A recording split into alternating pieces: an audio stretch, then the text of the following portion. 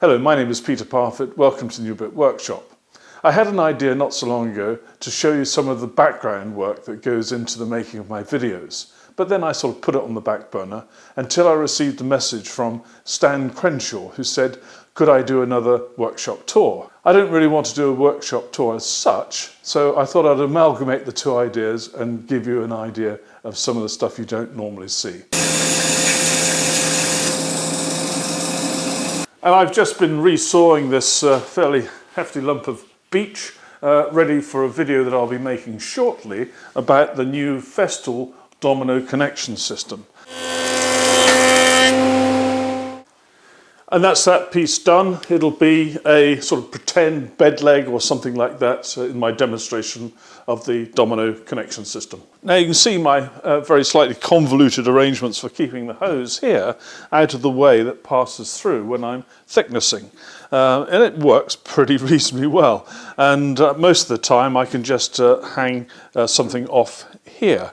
But it would be lovely if I could just get a little accessory which would be a solid piece of pipe which clips on here and just takes this up, and then there's a bend that moves that connection to my extractor system to a point like here, or perhaps a point down here, so that this route here, this pathway, is always clear. Now I've just finished making a nameplate that goes on the front of a Festool MFT3.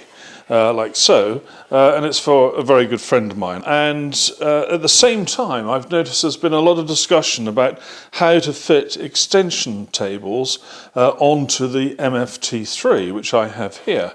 And you can probably see the profile that I've created here in order to get this to fit snugly and securely onto the front there. And that is pretty good. It's hardly able to move at all. And I was reminded about this old router table that I made to fit onto the MFT3. It basically has this piece here which fits into the channel, and that is cut at such a place so that this is now flush. Screwed onto it from this side, and it's glued and screwed, is this piece of worktop. And originally I had a piece going down here, which then rested against the side, this side here of the MFT3, and I had bolts that went in here to fix it and hold it there. And then there were some little feet that went down either to the floor or onto the rail at the end of the MFT3. So these things are very easy to do.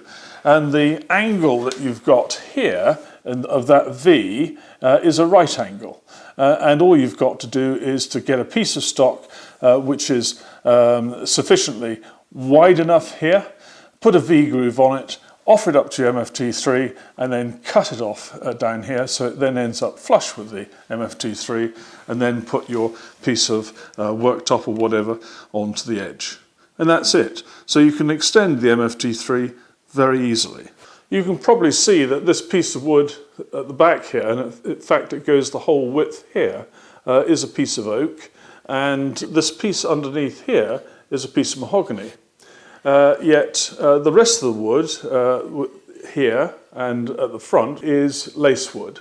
It comes from the plane tree. And so what I've done to disguise this end here, where the oak and mahogany come along, is I've cut a thin slice off a piece of the lace wood, stuck it on the end grain there, then trimmed it off all the way around to the same profile, and then sanded it up with the rest of this edge. So it now looks from the edge as though this solid piece of lacewood continues all the way around.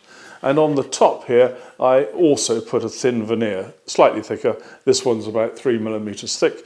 And that was all done using the bandsaw. You would have seen my bandsaw video recently. Well, this is certainly a part of the process you haven't seen before. These are boxes which I've been packing up over the last few days, and this is kit going back to manufacturers.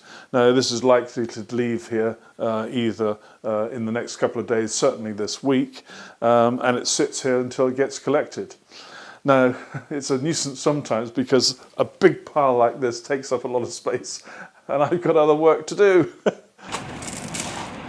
That's great. Super duper, and I've got 4 to go. That's great. Thank you very much indeed. I'm in the process of making a coat rack, in fact two, one's for some children, and they're all going to use these fairly standard looking coat hooks. But I want to make sure that they are all absolutely the same. So what I've done is I've made up this little jig, so it's like a little T-square in a sense, and I've very carefully placed one of the coat hooks on there, making sure that it was at right angles going up this way, and I've marked where the holes should be drilled for them. And I can now use that as my template for pre-drilling all of the holes. And what I've done along here is I've marked the center line for each of the hooks. I've got a center marker on here, and so I just slide this along, line up my center marker there, and then just drill a pilot hole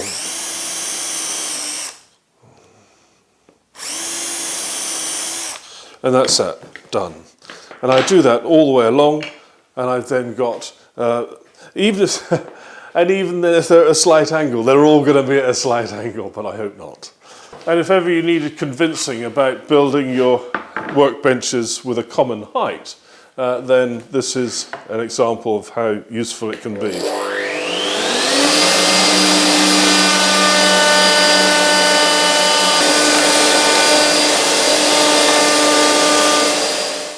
That's finished now. Now I've made 3 holes for screws, and they're exactly behind the end pegs and the middle peg. And there's another pair of holes which at the moment you wouldn't see them. There's one here and one symmetrically the other side, and therefore there'll be another screw immediately behind 2 of the pegs, and that gives it a lot more stability. Now these ones that show at the top, I've got some of these screw washers here which are the same sort of silvery colour as the pegs themselves, and so that won't look so bad. And I've finished this with Osmo Poly-X Gloss. You would expect me to, wouldn't you? Someone's bound to have noticed I've got the Festool MFS here in the background. This is on loan from Festool UK. It's one which has seen lots of demos. It's got a few scratches here and there, but never mind. I've just got to make sure I'm an expert in it before I make a video. And just to prove I can turn my hand to anything, I'm doing some Roman blinds now even. Now this is one of those cheap and cheerful Japanese pool saws, and they're absolutely brilliant. I could not manage without them. So I thought I'd make another square. This time I'm making it out of plexiglass, and I've set myself up so I can do a nice right angle cut here. I'll then do a 45-degree cut as well. Make sure everything's in place. Saw's on the very low speed.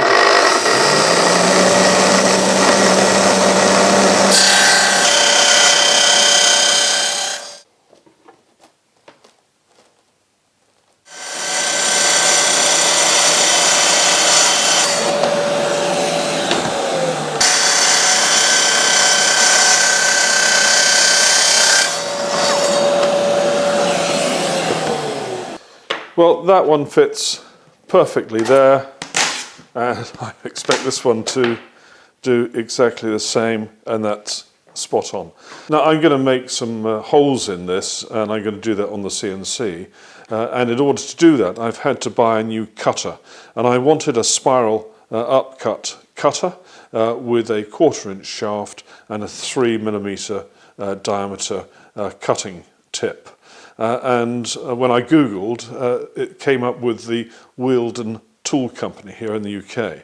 So I sent away and I bought one of their cutters, and I'm just doing some checks. Yes, the shaft is exactly 1/4 inch, and that is exactly 3mm in diameter.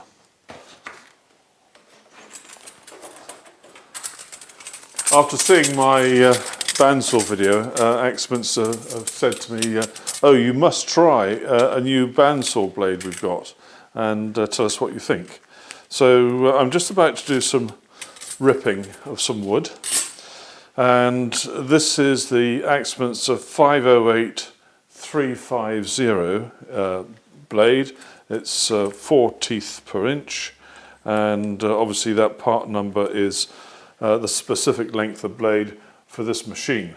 So I'm going to install that now, and I've got quite a bit of ripping to do, and we'll see how we get on. Well, that's all set up. I'll just give this a try.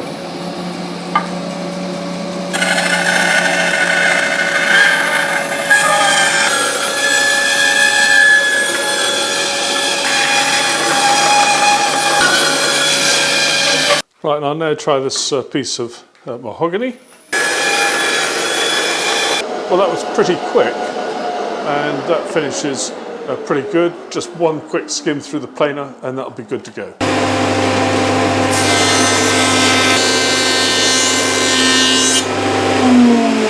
Now that was pretty good. I'd cut this piece down through the middle and then only had to take just under 0.7 of a millimetre off, and that was the same setting for both, so that's good. Excellent. Now this is the real test for this blade. Because this wood is so much thicker, that means the amount of sawdust that's generated during the cut is much greater, and that's where the 4 teeth per inch comes into its own, and of course the style of the blade itself.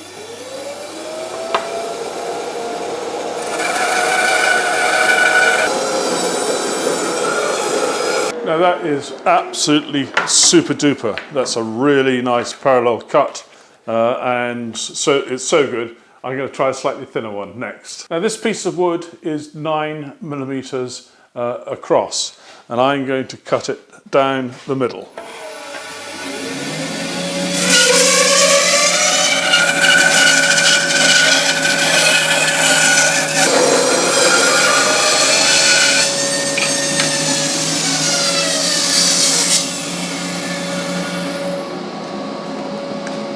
There we go. There we get 2 rather nice veneers. Excellent. Well, that's about it for now. In the not too distant future, I'll be taking a look at the Festool MFS.